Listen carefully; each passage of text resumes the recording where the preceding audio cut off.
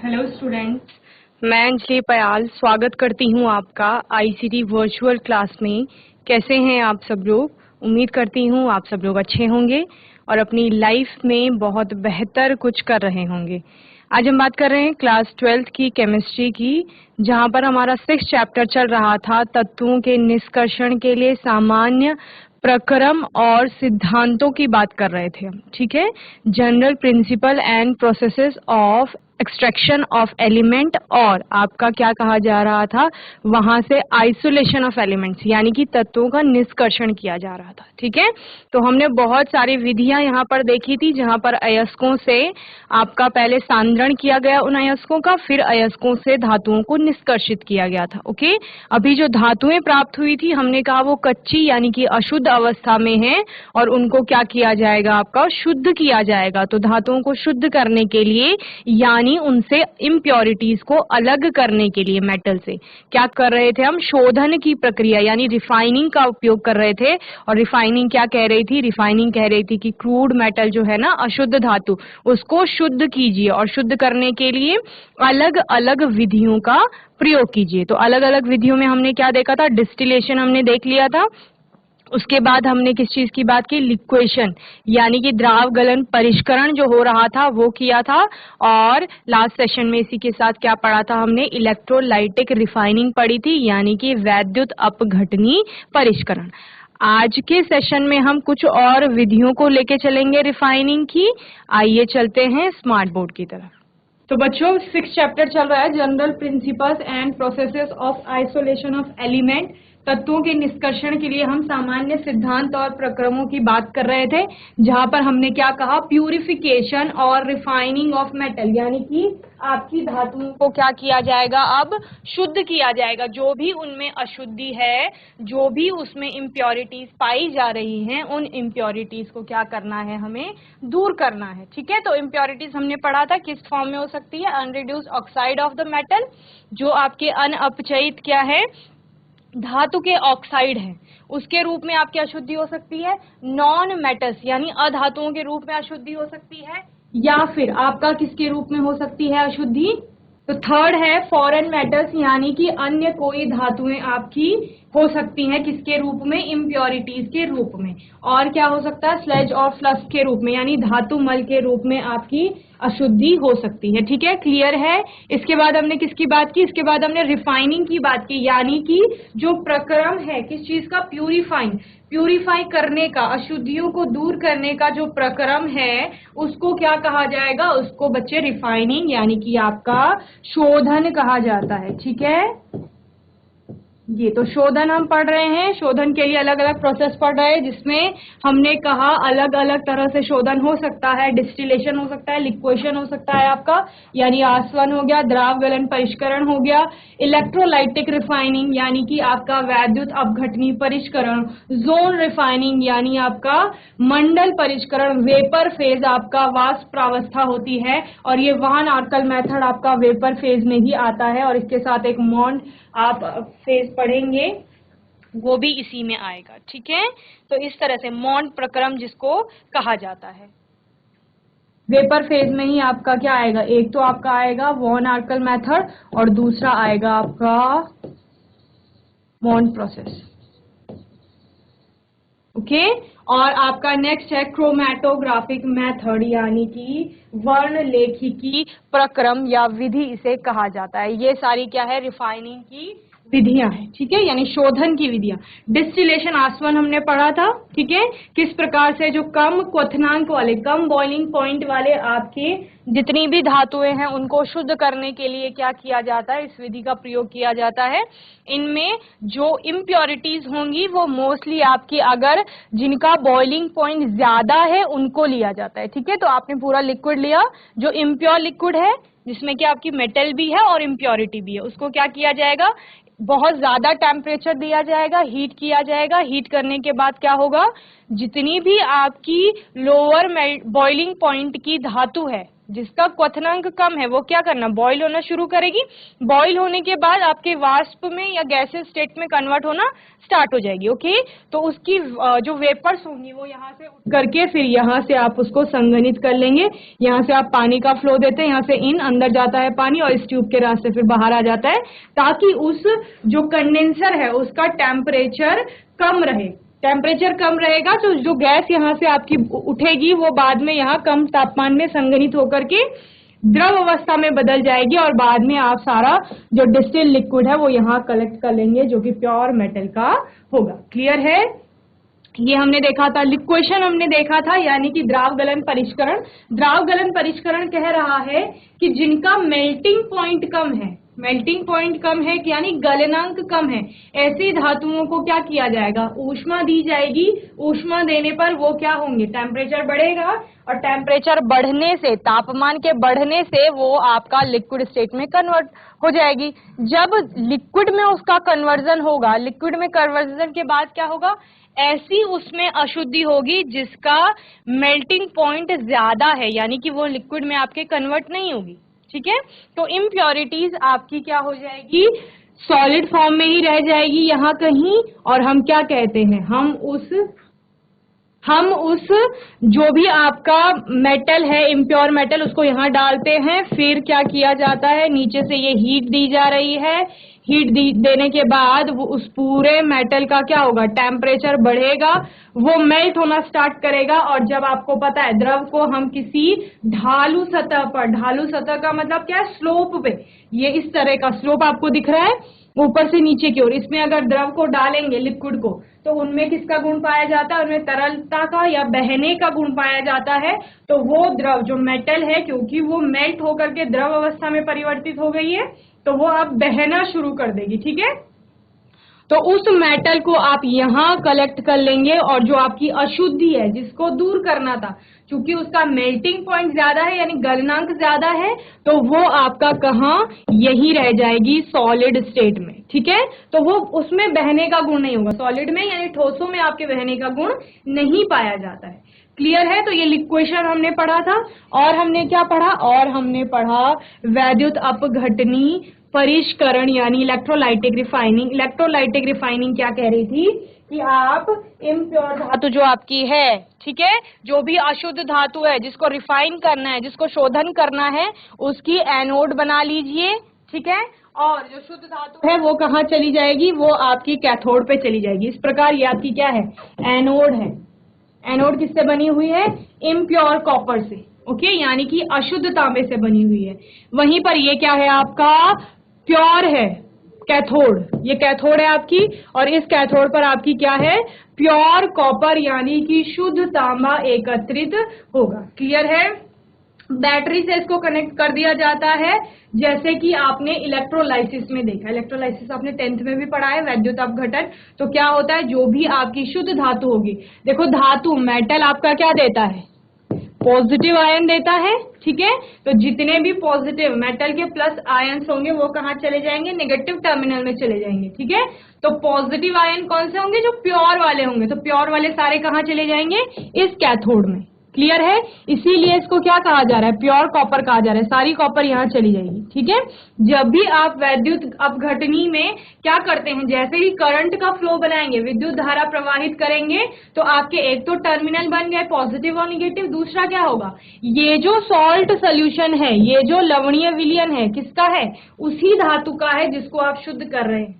Okay, जैसे आपने यहाँ पर कॉपर लिया है तो कॉपर का ही सल्फेट सोल्यूशन ले लेंगे, तो वहां से आपको Cu पॉजिटिव आयन मिल जाएगा और साथ में क्या मिलेगा, SO4 निगेटिव। तो जितना भी आपकी इम्प्योरिटीज होंगी वो एनोड के नीचे आ जाएंगी, यहाँ एकत्र हो जाएंगी। दिख रहा है आपको क्लियरली?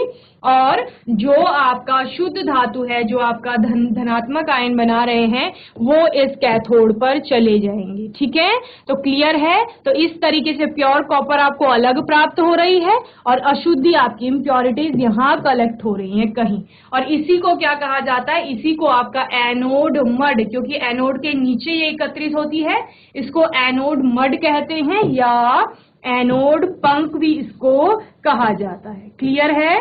चलिए जल्दी से बनाइए इसको। तो इलेक्ट्रोलाइटिक रिफाइनिंग समझ आ गई है सबको। देखो ये है रिफाइनिंग यानी शोधन की प्रक्रिया। शोधन यानी शुद्ध कर रहे हैं। शुद्ध किसको कर रहे हैं? जिस धातु को आपने क्या कहा था, हमने तो खुदाई कर ली और खुदाई के बाद हमें बहुत सारे पत्थर मिले। उन पत्थरों में क्या है? उन पत्थरों में कोई ना कोई तत्व हो सकता है। तो हमने क्या कहा? हमने कहा कि जब हमने खुदाई की थी ना बच्चों, तो हमें मिले थे ऐसे 4 पत्थर। आपको ध्यान होगा, हमने कहा 4 पत्थर मिले। इन 4 पत्थरों में क्या है? इनमें कोई ना कोई तत्व है, यानी कि एलिमेंट। वो क्या हो सकता है? वो मेटल हो सकता है या नॉन मेटल हो सकता है। ठीक है, ये 4 पत्थर आपने निकालिए। अब आपने बोला इन 4 पत्थरों में 2 पत्थर हमें ऐसे लग रहे हैं कि इनमें धातु प्रेजेंट है। क्या है? धातु है। हमने क्या बोला? खनिज वो है जिसमें आपका, खनिज यानी मिनरल, एम से लिख रही हूं, इसमें क्या हो सकता है? इसमें आपकी धातु भी हो सकती है, अधातु भी हो सकती है, उपधातु भी हो सकती है, यानी कि मेटल, नॉन मेटल और मेटेलॉइड्स कुछ भी इसमें हो सकता है। जो भी आपको भू परपटी पर यानी कि धरती की सतह के नीचे से आप जिसको भी खुदाई करके निकाल रहे हैं ना, और जिसमें कोई भी तत्व पाया जा रहा है, वो सारे आपके क्या है? खनिज है। ठीक है, जिनको हमने क्या बोल दिया? खनिज यानी कि मिनरल। एम से दिखा रही हूं मैं। ठीक है, इन खनिज में हमने बोला कि हमें 2 खनिज ऐसे दिख रहे हैं। 2 पत्थरों को मैंने रेड से मार्क किया है। हमें ये 2 पत्थर ऐसे दिख रहे हैं कि जिनमें धातु पाई जा रही है। ध्यान से सुनो बच्चों, नोट कर लेना। फिर ये 2 पत्थर हमें ऐसे दिख रहे हैं, ये 2 खनिज हमें ऐसे दिख रहे हैं जिनमें कि आपका धातु पाई जा रही है। क्या पाई जा रही है? धातु। धातु क्या होती है? जो विद्युत की सुचालक होती है, जिसमें आपका क्या होता है? हीट की भी यानी ऊष्मा की भी सुचालक होती है, मैलिएबल होती है, डक्टाइल होती है, जिसका क्या किया जाता है? सोनोरस होती है, बजने पर रिंगिंग साउंड प्रोड्यूस करती है। तो ये सारी धातुएं होती है। ठीक है, तो ये धातु इन 2 पत्थरों में आपको दिखाई दे रही है और आप क्या कह रहे हैं कि इस पत्थर से हम आसानी से कम खर्चे पर उस धातु को अलग कर सकते हैं। ठीक है, सपोज ये जो 2 पत्थर है ना, इनमें आयरन है, लोहा है इनमें। ठीक है, और हम कह रहे हैं कि हमें उस लोहे को अलग करना है, क्योंकि हमने पूरे पत्थर का क्या करना है? हमें तो लोहे चाहिए। हमने लोहे से बर्तन भी बनाने हैं और कई चीजें, कई इक्विपमेंट्स बनाने हैं, टूल्स बनाने हैं आयरन के। ठीक है, तो हमें वो लोहा चाहिए। तो हम उस लोहे को अगर उस पत्थर से आसानी से और कम खर्चे में, खर्चा भी कम लगना चाहिए, इस तरह से अलग कर सकते हैं, तो ये दोनों खनिज आपके क्या कहे जाएंगे बच्चे? अयस्क कहे जाएंगे। ठीक है, अयस्क। समझ गए? तो यानी ऐसे खनिज जिनमें आपके, सुन लीजिए, ऐसे खनिज जिनमें आपके जो धातु पाई जाती है वो ज्यादा मात्रा में होती है, और आप क्या कहते हैं कि उस धातु को कम खर्चे में और आसानी से अलग कर दिया जाता है, तो वो सारे खनिज आपके क्या होते हैं? अयस्क होते हैं। ठीक है, इसीलिए हमने पढ़ा भी है कि जितने खनिज होते हैं वो सारे अयस्क नहीं होते। हमने यहाँ पर कितने खनिज निकाले थे बच्चों? 4 निकाले थे ना, तो चारों ही अयस्क नहीं थे, सिर्फ 2 ही अयस्क निकले उनमें से। ठीक है, इन 2 में क्या हो सकता है? इनमें धातु हो सकती है, पर हम उनको आसानी से उनको अलग नहीं कर पाएंगे, तो उसको अयस्क नहीं कहा जाएगा। और साथ ही इन 2 पत्थरों में जो हमने अलग रखे हैं ना, उनमें हो सकता है कि कोई अधातु पाई जा रही हो। ठीक है, तो खनिज के रूप में आप कोयले को भी देखते हैं, पेट्रोलियम को देखते हैं, पेट्रोल, कोयला, ये सारा भी आपका खनिज में ही आता है, लेकिन ये अयस्क नहीं है, क्योंकि इनमें कोई भी धातु नहीं है। और दूसरा, इनसे धातु को आसानी से अलग भी नहीं किया जा सकता, क्योंकि धातु है ही नहीं। ठीक है, इतना क्लियर है? इसीलिए हम कह रहे हैं कि सारे खनिज, 4 खनिज निकाले तो चारों अयस्क नहीं है, 2 ही अयस्क हैं, लेकिन जो दोनों अयस्क हैं वो खनिज की श्रेणी में अवश्य आएंगे। इसीलिए हमेशा बहुत छोटे लेवल से आपको बताया जाता है कि सारे खनिज अयस्क नहीं होते, लेकिन सारे अयस्क क्या होते हैं? खनिज होते हैं। ओके, क्लियर है? तो यही अयस्क, इसी अयस्क को, इन 2 पत्थरों को लेकर चल रहे हैं हम तब से। कितने सारे सेशंस हो गए इन 2 पत्थरों को लेकर। क्या क्या हो गया? पहले हमने कहा अयस्क में गंदगी होगी, क्योंकि आप धरती की सतह से निकाल रहे हैं, तो उनको वॉश करिए, उनको अलग अलग विधियों के द्वारा शुद्ध कीजिए, सांद्रित कीजिए। तो आपने सांद्रण की विधियां पढ़ी। अब सांद्रित हो गई हैं, तो आपने कहा हो सकता है कि अयस्क आपका ऑक्साइड के रूप में, सल्फाइड के रूप में, और किसके रूप में? कार्बोनेट के रूप में, या आपका हाइड्रोक्साइड के रूप में उपस्थित हो सकता है। ठीक है, किसी के भी रूप में। आयरन का ऑक्साइड हो सकता है, आयरन का सल्फाइड हो सकता है, आयरन के और आपके कार्बोनेट्स हो सकते हैं, कैल्शियम के। इस तरीके से आप देख रहे थे। तो आपने कहा इनसे इनको अलग करना है, हमको तो सिर्फ आयरन चाहिए, हमको कैल्शियम कार्बोनेट से सिर्फ कैल्शियम चाहिए, हमको सिर्फ जिंक ब्लेंड, जिसे आप कह रहे हैं जिंक सल्फाइड से सिर्फ जिंक चाहिए। तो अभी हमने अलग अलग विधियां पढ़ी थी उनको अलग करने की, जैसे आपने बोला रिडक्शन कीजिए, भर्जन कीजिए, निस्तापन कीजिए, ये सारी विधियां अपनाई। लास्ट में आप रिडक्शन रिडक्शन पे आ गए थे, यानी अपचयन के लिए आपने वात्या भट्टी देखी, वहां पर जो आयरन होता है आपका, उसका क्या हो रहा था, उसका रिडक्शन यानी अपचयन किया जा रहा था अलग अलग जोन्स में। ठीक है, तो इस तरीके से आपने धातु प्राप्त कर ली थी। देखो कहां से, उन 4 पत्थरों से, और हम कहां तक पहुंच गए, हम यहाँ पर क्रूड मेटल तक पहुंच गए। यानी कि जो आपकी धातु है वो अशुद्ध अवस्था में है, तो उसको शुद्ध कर लीजिए। ठीक है, तो शुद्ध करने के लिए हम अलग अलग आसवन पढ़ा, लिक्वेशन पढ़ा, और ये क्या पढ़ रहे हैं, वैद्युत अपघटनी परिष्करण पढ़ रहे हैं। ओके, चलिए अब इसमें आपकी धातु प्योर, जो आपको क्या था, प्योर मेटल थी, वो आपको प्राप्त हो गई यहां पर, प्योर कॉपर। क्लियर है? चलो इसके बाद अब हम आगे देखेंगे। आगे आपका क्या होता है, आगे आपका रिएक्शन होती है। एनोड पर कौन सी रिएक्शन चल रही है, एनोड पर आपका चल रहा है ऑक्सीडेशन, ऑक्सीकरण अभिक्रिया वहां पर हो रही है। ऑक्सीकरण आपको क्या कहती है, ऑक्सीकरण कह रही है यहां पर कि आपका जो आपका क्या होगा, लॉस ऑफ इलेक्ट्रॉन हो रहा है। लॉस ऑफ इलेक्ट्रॉन यानी देखिए यहां पर एनोड पर मेटल था, मेटल ने आपका 1 इलेक्ट्रॉन दे दिया है, या जितने भी इलेक्ट्रॉन दिए, उसके बाद उसने इस तरीके से Mn पॉजिटिव बना दिया, और क्या दिया, 1 इलेक्ट्रॉन दिया। ठीक है, ये एनोड पर रिएक्शन चल रही है। क्लियर है? एनोड पे आपका ऑक्सीडेशन होता है, धातु क्या होती है, धातु के प्लस आयन में कन्वर्ट हो जाती है। और वही, चूंकि एनोड पर क्या है, अशुद्ध धातु है ना, ये है आपका एनोड। ये क्या कर रही है, जो आपका मेटल है, एम से मैं इसे दिखा रही हूं, इसको 1 इलेक्ट्रॉन त्याग करके, क्योंकि ऑक्सीकरण हो रहा है, ऑक्सीकरण क्या कहता है, लॉस ऑफ इलेक्ट्रॉन होगा, इलेक्ट्रॉनों में कमी आएगी, यानी कि ऋणावेश में कमी आएगी, तो इनडायरेक्टली आप क्या बोलेंगे, धनावेश में वृद्धि होगी। तो इसलिए हम क्या दिखा देते हैं इसको, M पॉजिटिव से दिखा देते हैं। ठीक है, तो इस तरीके से M पॉजिटिव बन गया। अब ये पॉजिटिव कहाँ जाएगा बताओ, ये जाएगा निगेटिव में। आपने पढ़ा है ना कि जो ऑपोजिट चार्जेस होते हैं, विपरीत आवेश, वो एक दूसरे को क्या करते हैं, आकर्षित करते हैं। तो धनावेश जो बना है यहाँ से, वो किसकी तरफ जाएगा, जो आपका नेगेटिव टर्मिनल है, यानी ऋणात्मक वाला आपका टर्मिनल है, उस पर जाएगा। इसीलिए ये धातु कहाँ एकत्रित हो गई, यहाँ। तो ये रिएक्शन चल रही है आपकी एनोड पर। ठीक है, M पॉजिटिव और आपका Ne, जितने भी इलेक्ट्रॉन होंगे निगेटिव, ये एनोड पे चल रही है। अब कैथोड पर आपका क्या हो रहा है बच्चे, कैथोड पर आपका होता है रिडक्शन, रिडक्शन यानी कि अपचयन। ठीक है, अपचयन कहता है गेन ऑफ इलेक्ट्रॉन होगा, क्या होगा, गेन ऑफ इलेक्ट्रॉन, यानी अब यहाँ पर इसको इलेक्ट्रॉन मिलेगा, किसको मिलेगा, वही जो Mn पॉजिटिव बना था ना, जो धातु का पॉजिटिव आयन बना था, अब उसको न्यूट्रल करने की बारी है।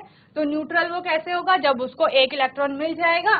तो इस तरीके से यहाँ कैथोड पर क्या चलेगा, कैथोड पे चलेगा कि जो यहाँ से ये M पॉजिटिव आया है ना, ये वाला, ये यहाँ चला गया था, ये M पॉजिटिव, इसको यहाँ पर 1 इलेक्ट्रॉन मिलेगा, जितना भी इसको चाहिए होगा वो इलेक्ट्रॉन मिलेगा। और जब इसको इलेक्ट्रॉन मिल जाएगा तो ये बैलेंस हो जाएगा, पॉजिटिव निगेटिव, तो क्या बन जाएगा, M बन जाएगा आपका। ठीक है, तो यहाँ पर क्या हो रहा है, gain of electron. Gain of electron का मतलब कि उसको इलेक्ट्रॉन मिल रहा है। क्लियर है? क्या कहा हमने, एनोड पर होता है बच्चे ऑक्सीकरण अभिक्रिया। ऑक्सीकरण क्या कहती है कि यहाँ पर इलेक्ट्रॉन का लॉस होगा। ओके, और दूसरी तरफ कैथोड पर हो रहा है आपका रिडक्शन यानी कि अपचयन, और वहां पर क्या होगा, वहां पर होगा आपका कैथोड पर गेन ऑफ इलेक्ट्रॉन। क्लियर है? इस तरीके से चलिए नोट करिए जल्दी से, जीआईसी बछुआ बाण और जीआईसी मन सूना। समझ आ रहा है सभी को? हाथ उठाइए, समझ आ रहा है तो। ओके, किसी बच्चे का कोई डाउट होगा, क्वेश्चन होगा तो आप लोग पूछ लेंगे। ओके, चलिए इलेक्ट्रोलाइटिक रिफाइनिंग लास्ट सेशन में भी पढ़ी थी, कुछ बच्चों ने नहीं पढ़ा होगा इसीलिए उनको समझा रही है। Crude copper is made anode. ठीक है, यही हम बता रहे हैं कि जो आपकी क्रूड कॉपर यानी कि जो तांबा जो अशुद्ध रूप में था उससे हमने एनोड बनाई थी। A thin sheet of pure copper is made cathode. हम क्या करते हैं, बहुत पतली शीट लेते हैं कॉपर की और उससे क्या बना लेते हैं, और कॉपर कैसे, शुद्ध।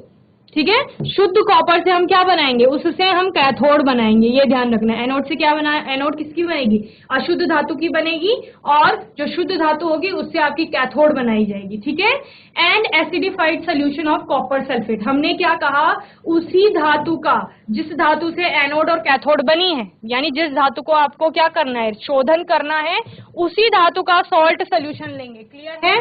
क्या कहा जा रहा है, ये आपका क्या है यहाँ पर, ये आपकी एनोड है जो इम्प्योर से बनी है, ये प्योर से आपकी कैथोड बनी है। तुलना देख लीजिए, दोनों की तुलना कर लीजिए। एनोड आपको अपेक्षाकृत साइज में मोटी लग रही है और कैथोड कैसी लग रही है, पतली लग रही है। क्यों?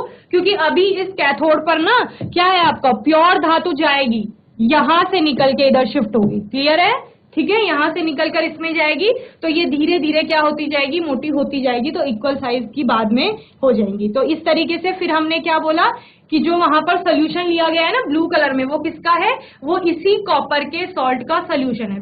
फिर हम क्या कह रहे हैं, ऑन पासिंग इलेक्ट्रिक करंट, जब इलेक्ट्रिक करंट उसमें पास किया जाता है यानी विद्युत धारा प्रवाहित की जाती है तो क्या होगा, metal ions from the electrolyte are deposited at the cathode in the form of pure metal. जितना भी वहां पर कॉपर है ना वो आयंस में कन्वर्ट हो रहा है, कॉपर पॉजिटिव बना रहा है, तो वो कहाँ जा रहा है, कैथोड पर जा रहा है। कैथोड पर क्यों जा रहा है, क्योंकि कैथोड आपका निगेटिव टर्मिनल बना रहा है। ओके, सी क्या है, N equivalent amount of metal dissolve from the anode into the electrolyte in the form of metal ion. तो जितना भी एनोड में आपका क्या है, वहां पर धातु है, ठीक है, कॉपर है, वो क्या हो जाएगी, डिसॉल्व हो जाएगी सोल्यूशन में। सोल्यूशन ही तो रखा हुआ है, सोल्यूशन में आपने इलेक्ट्रोड्स डाले हैं, एनोड और कैथोड, तो वहां पर डिसॉल्व हो जाएगी यानी कि घुल जाएगी, और घुलने के बाद फिर से आयंस बना लेगी और वही पॉजिटिव आयन फिर कॉपर पे चला जाएगा। तो इस तरह से यहाँ पर रिएक्शन हो रही है, the reaction at cathode and at anode. तो कैथोड पर क्या हो रहा है, कैथोड पर आपका Cu2 पॉजिटिव था, उसको 2 इलेक्ट्रॉन मिल रहे हैं और वो बना रहा है कॉपर। ठीक है, ये कहाँ हो रही है, ये हो रही है कैथोड पर। एनोड पर आपका क्या हो रहा है, एनोड पर हो रहा है जो कॉपर है, ठीक है, वो आपका क्या बना रहा है, 2 इलेक्ट्रॉन दे करके Cu2 पॉजिटिव बना रहा है। ठीक है, ये इस प्रकार से।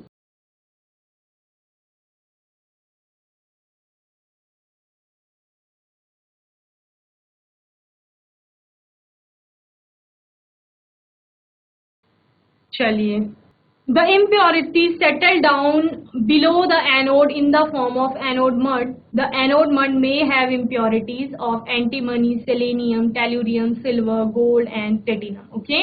क्या कहा जा रहा है, हमने क्या कहा, एनोड के नीचे सारी जो अशुद्धियां हैं वो एकत्र हो जाएंगी, जिसको हम क्या कह रहे हैं, एनोड मड या एनोड पंख भी जिसको कहा जाता है। और वो किसके फॉर्म में हो सकती है, वो एंटीमनी हो सकता है, सेलेनियम हो सकता है, टेल्यूरियम हो सकता है, आपका सिल्वर, गोल्ड, प्लेटिनम, कोई भी इनमें से धातु हो सकती है। ठीक है, अशुद्धि के रूप में।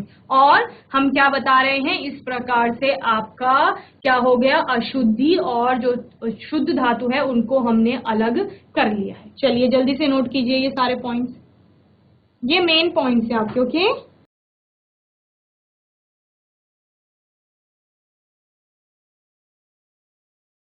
जो अशुद्ध कॉपर है उससे आपका क्या बनाया जाता है, सिंपल लैंग्वेज में लिख लीजिए, एनोड बनाई गई है। और शुद्ध धातु की एक पतली परत से आपकी क्या बनाई गई है, कैथोड बनाई गई है, और इसको एक उसी धातु के सॉल्ट सोल्यूशन में रखा गया है। ठीक है, ऐसे लिख लेंगे। फिर दूसरा क्या कह रहे हैं, जब इसमें विद्युत धारा प्रवाहित की जाती है तो धातु के आयंस क्या हो जाते हैं, उस इलेक्ट्रोलाइट में या वैद्युत अपघट्ट में डिपॉजिट हो जाते हैं, यानी कि एकत्र हो जाते हैं। ठीक है, और वो फिर कहाँ जाते हैं, इलेक्ट्रोलाइट से वो आयन आपके जो कैथोड है उस पर एकत्र हो जाते हैं। देन उसके बाद क्या होगा, उसी अमाउंट में मेटल फिर से डिसॉल्व होती है, कहाँ से, आपका एनोड से। क्लियर है? चलिए, बहुत सिंपल है बच्चे, कई बार समझा दिया मैंने, मुझे लग रहा है थोड़ा डिफिकल्ट होगा आपके लिए, पर इतना नहीं होना चाहिए। क्या कहा जा रहा है, यहाँ कॉपर है ना, देखो बहुत सिंपल है, यहाँ घुली हुई है कॉपर। ठीक है, यहाँ कॉपर घुली हुई है और वो कॉपर क्या कर रही है, आयंस में कन्वर्ट हो रही है। आयन में जो पॉजिटिव आयन है वो यहाँ जा रहा है कॉपर में। अब यहाँ का कॉपर चूंकि आपका कैथोड पर एकत्र हो गया है तो इसमें फिर से, इस सोल्यूशन में फिर से कॉपर चाहिए, तो वो कहाँ से आएगी, अरे भाई ये भी तो कॉपर की बनी हुई है, जो एनोड है वो अशुद्ध कॉपर से बनी हुई है, तो यहाँ से फिर ये कॉपर यहाँ आएगी और यहाँ की कॉपर फिर कहाँ जाएगी, फिर आयंस में बन करके आपका यहाँ जा रही है। क्लियर है? बस इतना सा है। चलिए, ये लास्ट सेशन में भी आप लोगों ने देख लिया था। इसके बाद बात करते हैं जोन रिफाइनिंग की। नेक्स्ट विधि है आपकी, यानी कि मंडल परिष्करण। ओके,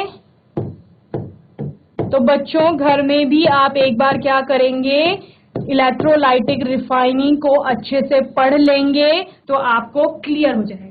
ओके तो ये क्या है, ये है मंडल परिष्करण। मंडल परिष्करण क्या कह रहा है, this method is used for metals which are required in very high purity. ठीक है, क्या कहा जा रहा है, ये आपका ऐसी धातुओं के लिए है जो जिनको की क्या किया जाता है, जिनकी अति उच्च शुद्धता होती है। ठीक है, उनके लिए For example, extremely pure silicon, germanium, boron, gallium and indium are refined by this method. इस विधि के द्वारा आपका किस किस को, सिलिकन को, जर्मेनियम को, बोरोन को, गैलियम को और इंडियम को, इन जैसी धातुओं को क्या किया जाता है, शुद्ध किया जाता है। This method is based on the principle, ये किस सिद्धांत पर आधारित है, ये उस सिद्धांत पर आधारित है that the impurities, जो अशुद्धियां हैं वो आर मोर सॉल्यूबल का मतलब क्या है, ज्यादा विलेय हैं या ज्यादा घुलनशील हैं, किसमें, in the melt than in the solid state of the metal. क्या कहा जा रहा है बच्चे, बहुत सिंपल है ये जोन परिष्करण जो है आपका, जोन डिफाइनिंग जो है वो क्या कहता है, ध्यान से सुनो। इसमें कहा जा रहा है कि देखो आपकी होती है दो अवस्थाएं, यहाँ पर एक होती है ठोस अवस्था, एक होती है द्रव अवस्था। तो जो अशुद्धि है ना, हम कर क्या रहे हैं, हम भाई शुद्ध कर रहे हैं, किसको, धातु को शुद्ध कर रहे हैं, शोधन कर रहे हैं उसका। तो यहाँ पर जो धातु ली है हमने, जिसको हम क्रूड मेटल कह रहे हैं, यानी कच्ची धातु या अशुद्ध धातु, उस अशुद्ध धातु में अशुद्धि है। ठीक है, उस अशुद्धि को दूर करना है और उस अशुद्धि को दूर करने के लिए हम कह रहे हैं कि जो आपकी अशुद्धि होती है ना, ध्यान से सुनिए, जो अशुद्धि होती है वो द्रव अवस्था में यानी कि लिक्विड स्टेट में ज्यादा विलेय होती है, अवस्था में अधिक विलेय या घुलनशील होती है। ठीक है, समझ रहे हैं, क्लियर है, हैंड रेज करिए, समझ आ रहा है। क्या कहा मैंने, द्रव अवस्था में जो आपकी अशुद्धि है ना वो ज्यादा विलेय है, समझ गए। अशुद्धि की बात कर रहे हैं, धातु की बात नहीं कर रहे हैं। धातु में जो अशुद्धि है वो अशुद्धि कुछ भी हो सकती है। सपोज हम लोहे को यानी कि आयरन को का शोधन कर रहे हैं तो उस आयरन के साथ हो सकता है कोई अन्य धातु है जो हमें चाहिए ही नहीं। हम तो धातु किसका, हम तो आयरन का क्या कर रहे थे, रिफाइनिंग कर रहे थे, तो हमें ये दूसरी धातु नहीं चाहिए। तो उसको हटाने के लिए हम ये सारी विधियां देख रहे हैं। हम कह रहे हैं कि आयरन के साथ कार्बन आ गया सपोज, तो हमें तो नहीं चाहिए वो कार्बन, हमें तो सिर्फ लोहा ही चाहिए। तो लोहे से हम क्या कर रहे हैं, कार्बन को हटा रहे हैं। तो ये सारी विधियां, तो ये विधि किसके लिए है, ये उच्च शुद्धता वाली, जिनकी शुद्धता बहुत ज्यादा है उनके लिए हम इसका प्रयोग करेंगे। और हम कह रहे हैं कि यहाँ पर जो अशुद्धि है वो द्रव अवस्था में अधिक विलेय होगी, किसकी अपेक्षा, ठोसों की अपेक्षा। तो क्या करते हैं हम लेते हैं ये सर्कुलर हीटर, ये येलो कलर का दिख रहा है, ये एक हीटर है, हीटर समझते हैं ना, जो क्या करता है, हीट करता है, ऊष्मा देता है। तो इस हीटर का उपयोग किया हमने, इस हीटर के उपयोग से क्या होगा, ये आपकी एक इम्प्योर जर्मेनियम रॉड है। ठीक है, इम्प्योर जर्मेनियम रॉड है। हमने क्या किया, इस रॉड के बाहर से वो हीटर डाल दिया। ठीक है, जैसे आप आपके पेन के बाहर से एक चूड़ी डाल दीजिए, ठीक है, उसी प्रकार चूड़ी आपकी हीटर हो गई, ध्यान से सुनिए। और जो आपका पेन है वो आपका क्या हो गया, वो आपकी अशुद्ध धातु हो गई। अब आपने क्या किया, यहाँ पर देखिए, आपने इस ओर से, इस छोर से आपने क्या किया, उस हीटर को अंदर की तरफ लगाया। अंदर की तरफ मतलब जो आपकी कच्ची धातु है वो हीटर के अंदर है, ये कच्ची धातु अंदर को है ना, हीटर आपका बाहर को है। तो क्या होगा, हीटर तापमान बढ़ाएगा, तापमान बढ़ने से ये जो जर्मेनियम का हम देख रहे हैं इम्प्योर रॉड यानी कि अशुद्ध धातु, उसका भी तापमान बढ़ेगा। और जब ठोस का तापमान बढ़ाया जाता है, आपने देखा है जब बर्फ का तापमान बढ़ाया जाएगा, उसको गर्म जगह पे रखा जाएगा तो वो पिघल जाती है बच्चों, यानी द्रव अवस्था में बदल जाती है। तो यहाँ पर भी ये जर्मेनियम रॉड का क्या होगा, वो धीरे धीरे मेल्ट होना स्टार्ट करेगी। और हमने क्या कहा, हमने सबसे पहले ही बता दिया था कि अशुद्धि जो विलेय होगी वो द्रव या गलित अवस्था में अधिक होगी, मॉल्टन स्टेट में। ठीक है, तो क्या होगा, धीरे धीरे यहां से जहां जहां ये रॉड जाएगी वहां वहां क्या होगा, देखो यहां से जो आपकी हीटर है ना उसने चलना शुरू किया, किधर को चल रही है, इस दिशा में चल रही है आपकी हीटर।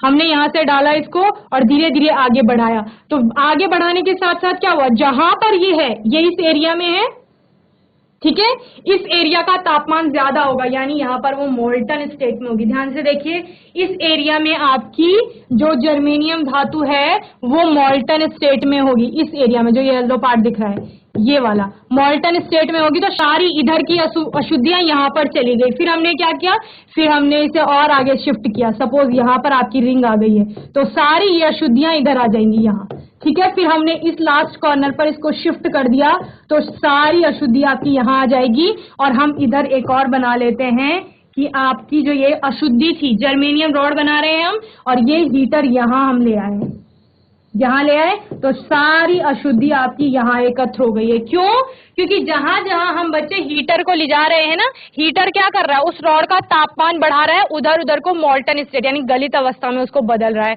तो गलित अवस्था इधर को बढ़ती चली गई। क्लियर है सबको।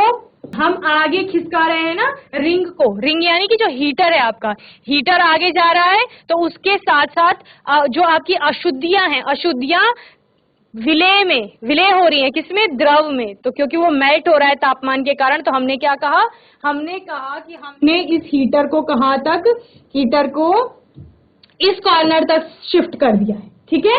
तो सारी जो आपकी धातु होगी वो यहाँ गलित अवस्था में पाई जाएगी, ठीक है, गलित अवस्था में पाई जाएगी तो सारी अशुद्धि यहाँ आ जाएगी, ठीक है। यहाँ क्या आ गई, अशुद्धियां आ गई। तो अब क्या कर लोगे आप, और इधर से ये, क्योंकि इधर अब जो आपका टेम्परेचर है वो कम होता जा रहा है, तो जो गलित अवस्था में थी वो वापस रिक्रिस्टलाइज हो रही है, यानी कि दोबारा से ठोस में बदल रही है और आपको क्या मिल रही है, प्योर जर्मेनियम इधर से मिल रही है। क्लियर है। चलिए, समझ आ गया आपको जोन रिफाइनिंग बच्चों, हैंड रेस करिए समझ आ गया तो।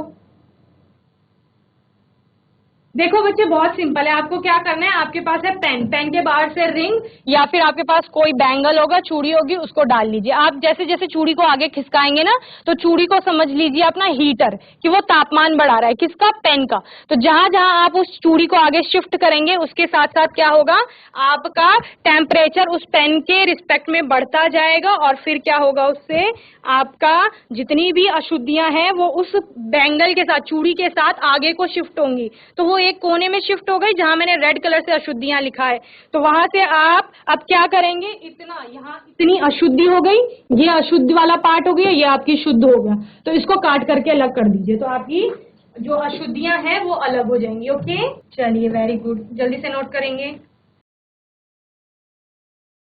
तो बच्चों होपफुली आज का सेशन आपको अच्छे से समझ में आया होगा। आज हमने क्या पढ़ा, आज हमने वैद्युत अपघटनी शोधन पढ़ा, ठीक है, जिसमें कि हमने वैद्युत अपघट्य के रूप में उसी धातु का क्या लिया था, सॉल्ट सोल्यूशन लिया था, और धातु, अशुद्ध धातु की हमने एनोड बनाई और उसी की पतली शीट ले ली शुद्ध धातु की, उससे कैथोड बना दी, ठीक है। फिर आपको इलेक्ट्रोलाइसिस पता ही है कैसे किया जाता है।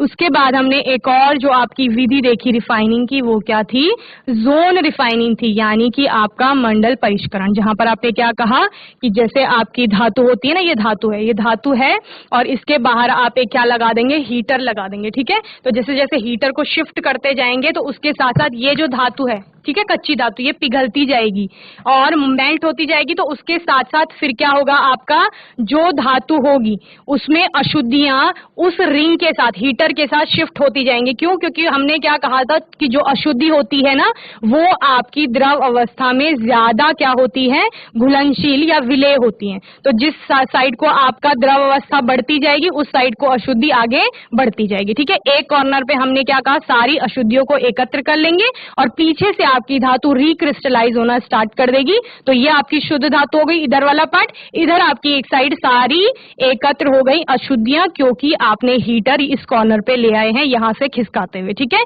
तो इसको कट कर लीजिए यहां से, आपकी अशुद्धि अलग और आपकी शुद्ध धातु जो कि यहाँ पे जर्मेनियम का आपने एग्जाम्पल लिया वो अलग। क्लियर है। तो होपफुली आज का सेशन आपको अच्छे से समझ में आया होगा। कोई भी डाउट होगा, क्वेश्चन होगा आपका, तो आने वाले सेशन में आप पूछ लेंगे। तब तक के लिए आईसीटी वर्चुअल क्लास से जुड़ने के लिए धन्यवाद।